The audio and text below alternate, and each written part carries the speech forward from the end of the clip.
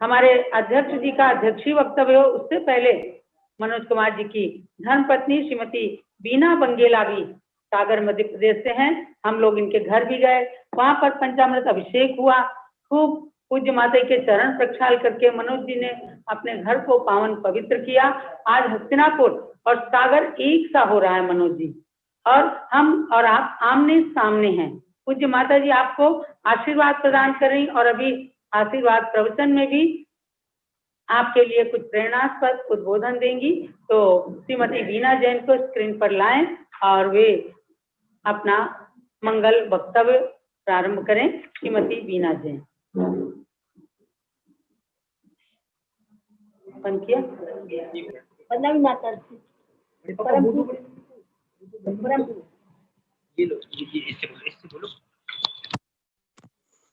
क्या करो। एक मिनट, हाँ बोलो। ये नहीं लगा दो।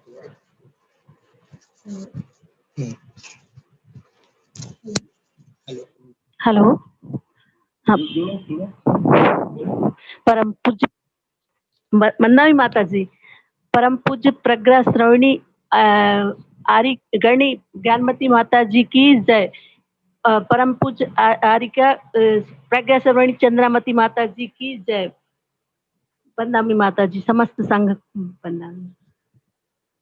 ज्ञानमती माता जी स्त्री समाज का गौरव है। इनने यह नाम बहुत ही सार्थक किया है। ये हमारे लिए बहुत गौरव की बात है, क्योंकि आज उनका गुणानुवाद हो रहा है। नाम के अनुसार ही उन्होंने काम किया है। जिन रचनाओं को हमने बचपन में पढ़ते थे या सुना था, ऐसा लगता था कि ये तो कहानी है, क्योंकि ना तो कभी नंदीश्वर द्वीप देखा, ना कभी जम्मू द्वीप देखा। ऐसा लगता था ये तो सब हमें सुनाते हैं कहानी, ऐसा हो नहीं सकता। लेकिन जब वहां गए हस्तिनापुर में, तो माता जी का ये सब प्रतिकृति जो ऐसा जो उन्हें जब ऐसा लगता है जैसे हस्तिनापुर में जम्मू द्वीप को ही उतार दिया हो। उनको देखने से हर उनकी कोई भी रचना ऐसी है जो उन्हें बनवाई है कि ऐसा लगता है कि रियल वहां अपन पहुंच गए हों देखने से। माता जी का यह उपकार अनंत समय तक अपन नहीं चुका सकते, कोई भी नहीं चुका सकता, क्योंकि उनकी कोई भी रचना है या उनके कोई शास्त्र ग्रंथ है, वो सब इतने हर शास्त्र को उन्हें टीका मतलब टीका के रूप में बोलो या उन्हें हर शास्त्र को रचना की है। और जम्मू द्वीप की त्रिलोक 3 लोक की रचना है, 13 द्वीप की रचना जो अभी हमने फर्स्ट बार देखा, उनकी 13 द्वीप की रचना है। और समूसरण को देख के तो सचमुच में जैसा माता जी ने भजन में भी कहा था कि ये तो अधर लोक की रचना, तो सचमुच में देखा तो लगा कि ये है।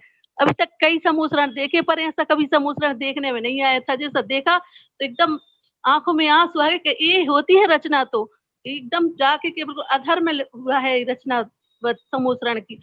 इनका माता जी का उपकार आने वाली पीढ़ी नहीं चुका पाएंगी। और माता जी जो भी बोलती हैं एकदम शास्त्र के आगम के अनुसार बोलती हैं। माता जी सच में माँ का वात्सल्य जो होता है माता जी के अंदर वो ही है। अभी हमारे यहाँ से बुंदेलखंड से होके गई ना, तो एकदम ऐसा लगा कि उनके साथ 4, 6, 8, 10 बार साथ में जाना हुआ, तो एकदम अपनापन सा हो गया था माता जी से। पहले तो कभी ऐसी मुलाकात नहीं हुई, लेकिन उसके बाद उन पर अपनापन सा मिला उनसे मिलके। अभी हस्तिनापुर जाना हुआ तो वहां भी माता जी का आशीर्वाद प्राप्त हुआ। माता जी में बहुत वात्सल्य है।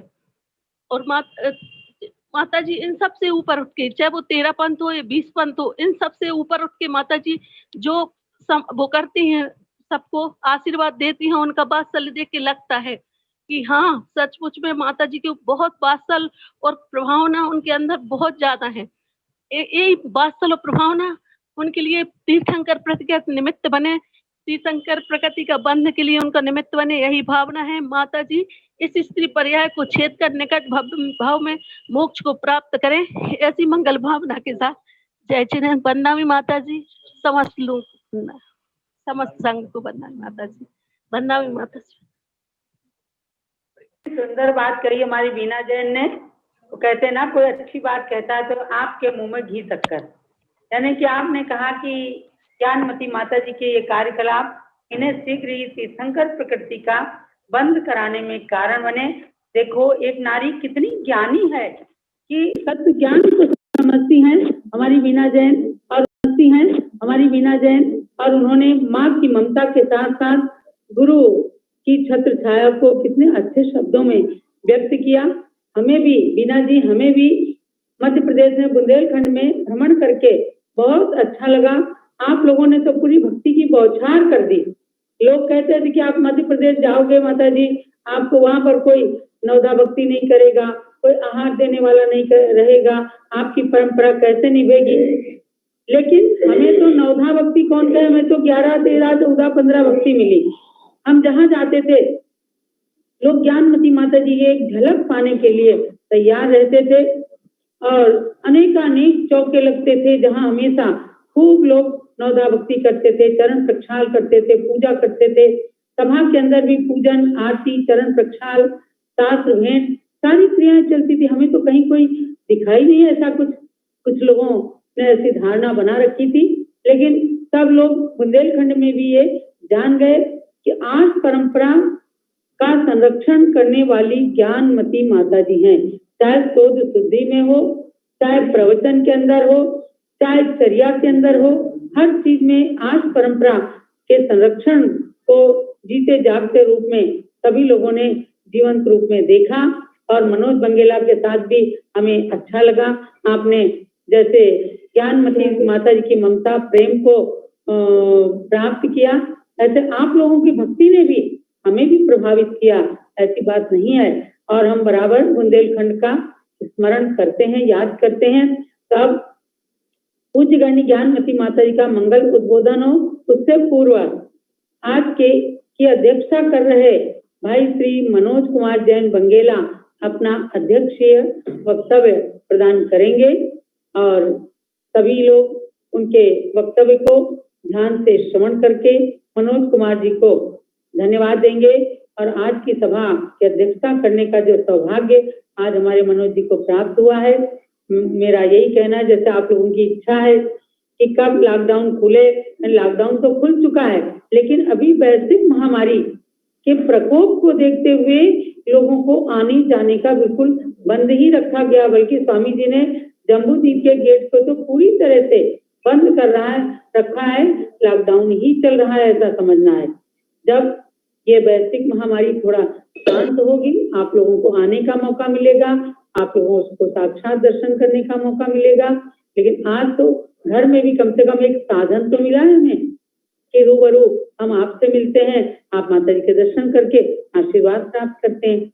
आज के 41वें दिन के गुणानुवाद की सभा की अध्यक्षता कर रहे श्री मनोज जी बंगेला अपना अध्यक्षीय वक्तव्य प्रदान करेंगे। मनोज जी स्क्रीन पर लाइन को।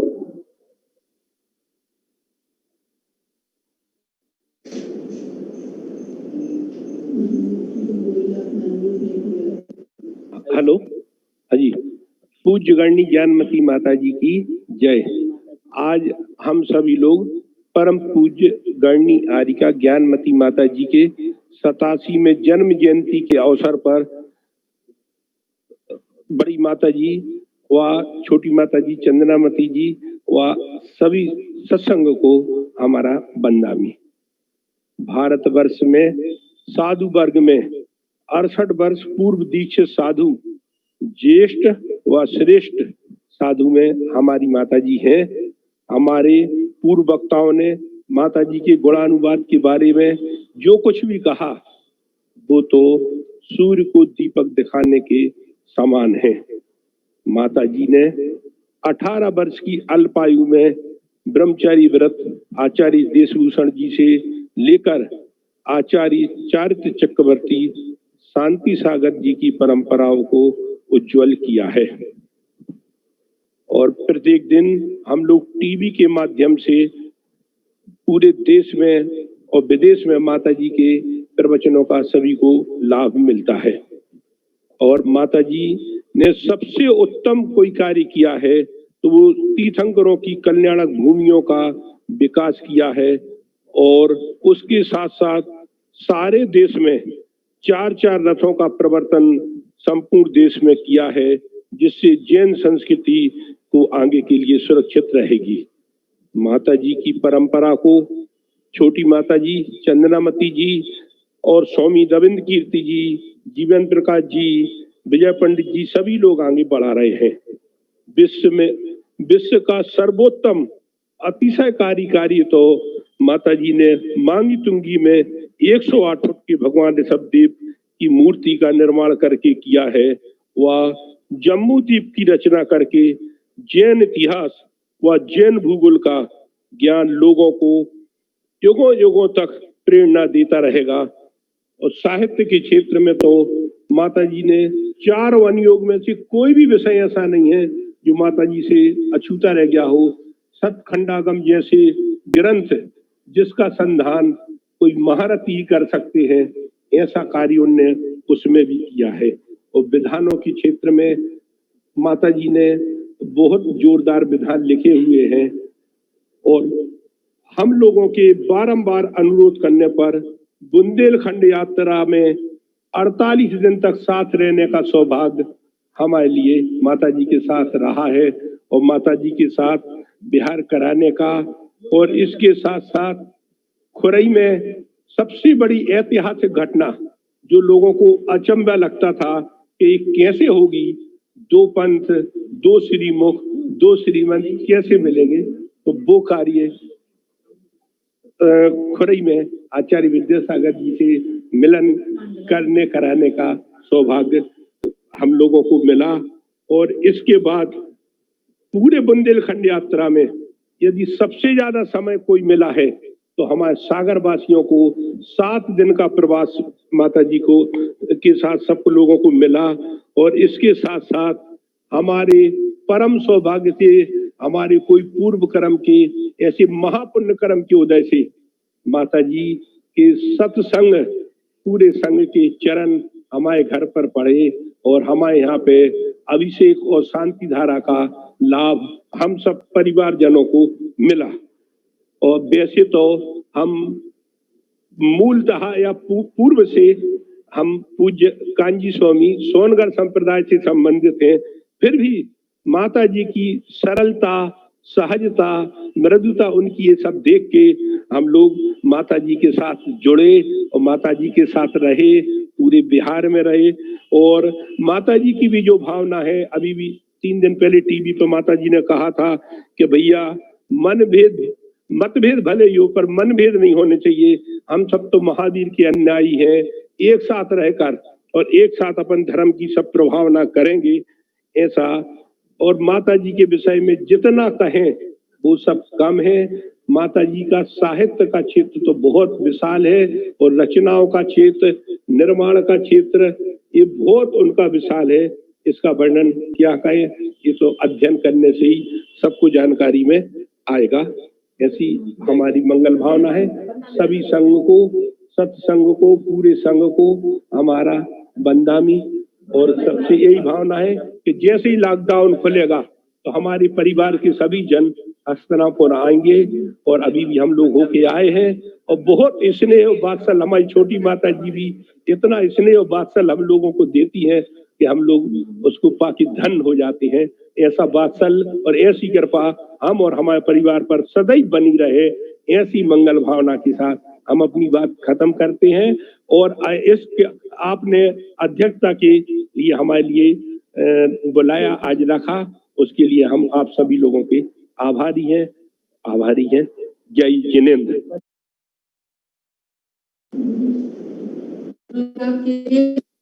पूरे परिवार के लिए बहुत बहुत मंगल आशीर्वाद है। आपने जितने दिन भी यात्रा में साथ में बिताए, हमेशा हम लोग याद करते हैं। पूरा परिवार आपका बहुत होनहार, संस्कारवान है और गुरु भक्ति हमें तो कहीं से कहीं तक भी लगा ही नहीं कि आप निश्चयाभासी या कांजीपंथी हैं, क्योंकि कांजीपंथी के लोग तो पीछे हाथ बांध करके रखते हैं और वे जल्दी गुरुओं को नमस्कार ही नहीं करते।